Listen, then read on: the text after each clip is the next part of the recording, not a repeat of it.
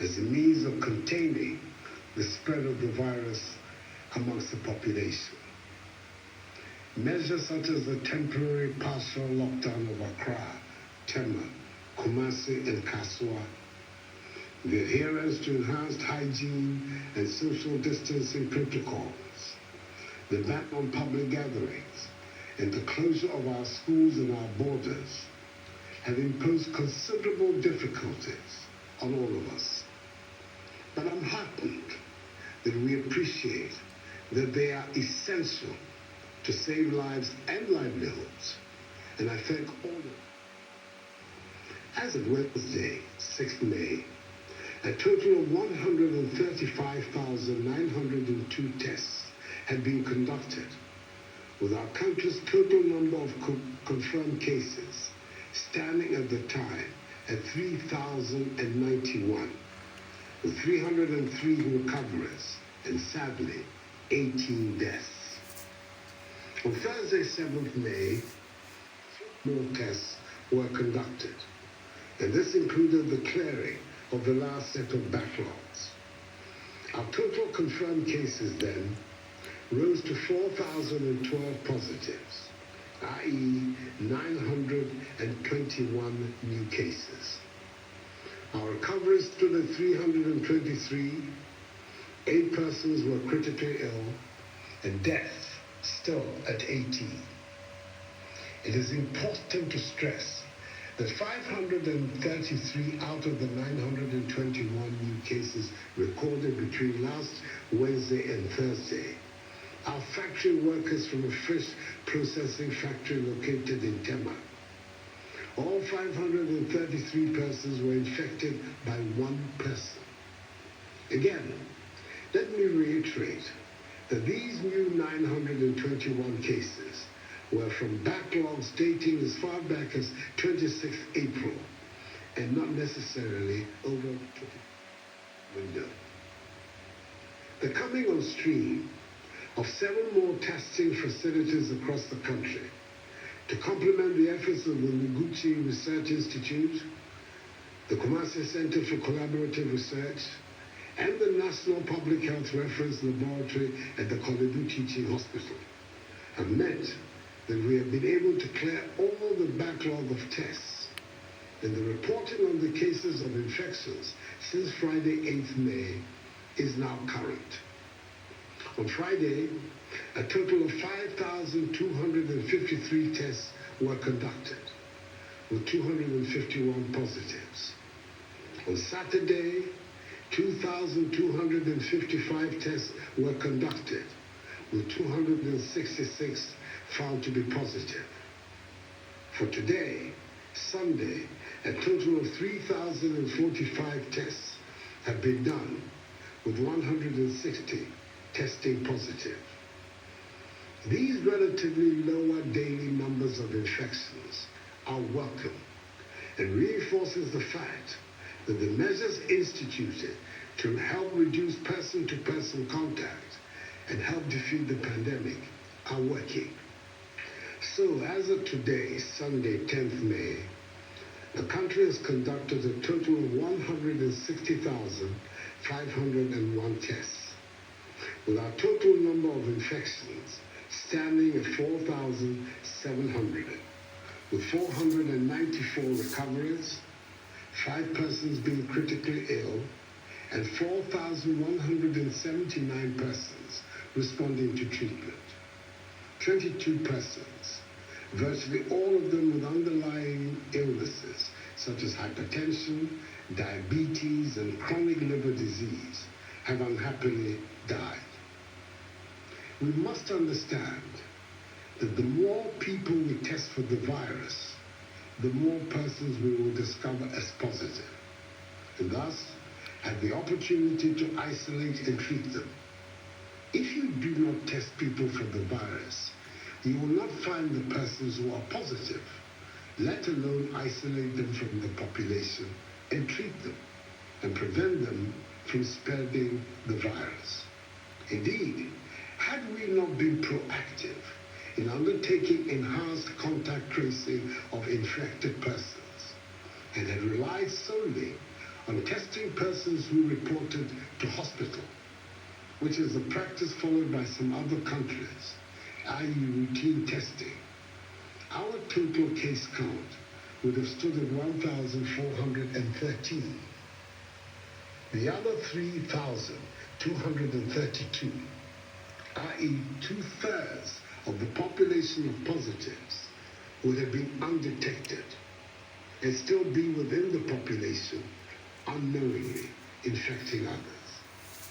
I know some political actors will want you to believe that our current numbers represent a failure on the part of government. Do not begrudge them. They need to make such comments for their political survival. On the contrary, we must be emboldened in the knowledge that the 4,700 persons infected so far with the virus have been identified, taken out of the population, isolated, and are being treated. The implementation of our strategy of aggressively tracing, testing, and treating is our surest way of rooting out the virus. This early identification of persons with the virus ensures that they do not spread the virus to others. We are provided with the opportunity to treat them, and it helps us to understand better the dynamics of the virus. The rapid implementation of all of our policies has resulted in our low infection, hospitalization, and death rates, some of the lowest in Africa and indeed the world. We certainly must be doing something right in Ghana. Our country has administered more tests per million people than any other country in Africa.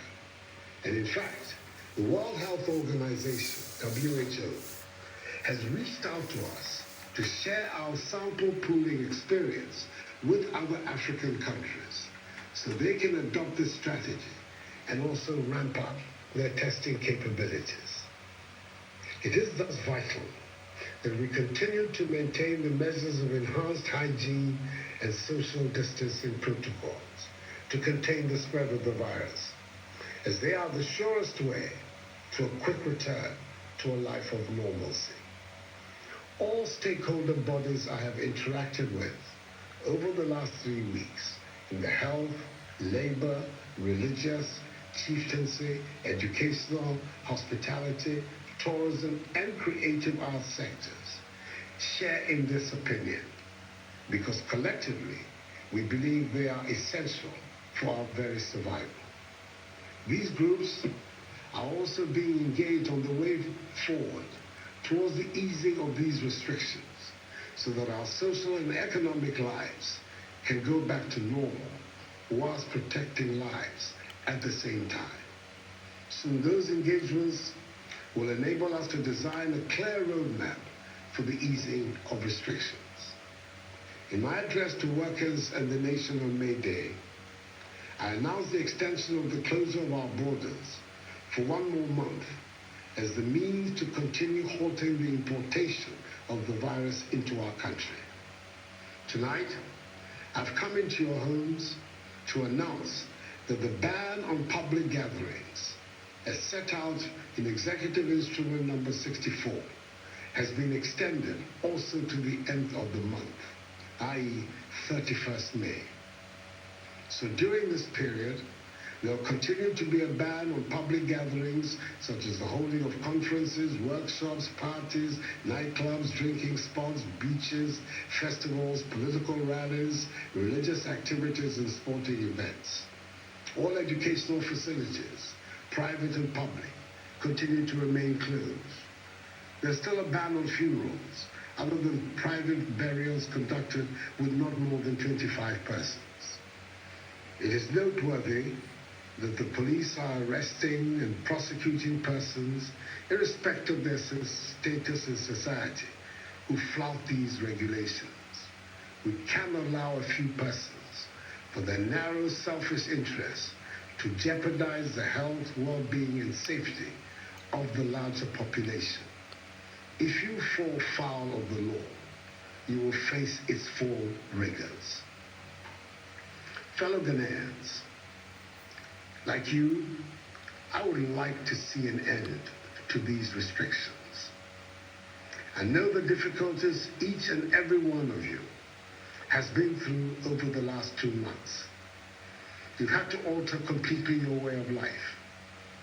You've had to stay at home, except for specified purposes. You cannot travel outside the country. You cannot go to church. And you have to cancel activities usually associated with Easter. In this holy month of Ramadan, our Muslim brothers and sisters are having to pray at home instead of congregating at the mosque and foregoing the public celebration of the Eid. Parents are having to bear the extra burden of providing care for their children who, instead of being in school, are currently at home. Operators of trotros, taxis, buses, markets, hotels, restaurants, bars and nightclubs have lost their patronage of their clients and as a result lost much needed incomes. Significant numbers of people have unfortunately lost their jobs because of the impact of the virus on our economy. Most of us want to hang out with our families, friends and loved ones in a social setting, but cannot. Uncomfortable as these restrictions have been, we have no option but to stay the course. We can only guarantee the safety of each other if we continue to adhere to them.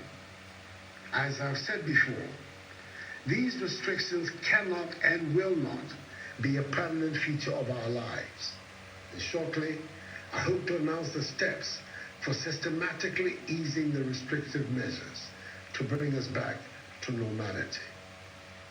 Each one of us, however, can help to speed up this process if we continue to practice the measures of social distancing, washing our hands with soap under running water, refrain from shaking hands, and wearing our masks whenever we leave our homes. These measures must be respected by all.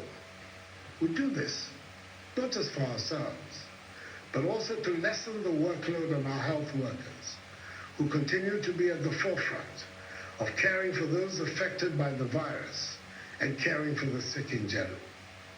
On our part, in addition to the incentive package instituted for all health workers, government has so far distributed the following to healthcare facilities across the country: 4,240,719 gloves, 2,576,333 nose masks, 60,823 goggles, 60,132 liters of sanitizers, 50,770 head covers, 41,992 gowns, 41,000 medical scrubs, and 30,783 N95 face masks. Further, we extended this gesture to other frontline actors engaged